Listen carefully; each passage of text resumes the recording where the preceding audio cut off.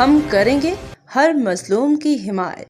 السلام علیکم ناظرین، میں ہوں حورین فاطمہ اور آپ دیکھ رہے ہیں حمایتی نیوز HD چینل۔ نظر ڈالتے ہیں آج کی اہم خبر پر۔ پولیس مقابلہ کے مبینہ ڈاکو زخمی حالت میں گرفتار، 3 فرار۔ احمدین حمایتی کی رپورٹ، روزنامہ حمایتی نیوز۔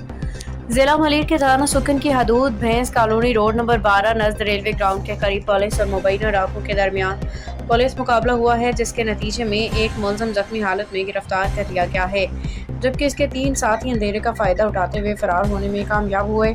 پولیس ترجمان کے مطابق مقابلے کے دوران گرفتار ہونے والے زخمی ملزم کی شناخت پہلوان عرف قاری عرف سائم والد شہروز کے نام سے ہوئی ہے، جو پولیس کے مطابق متعدد وارداتوں میں مطلوب تھا۔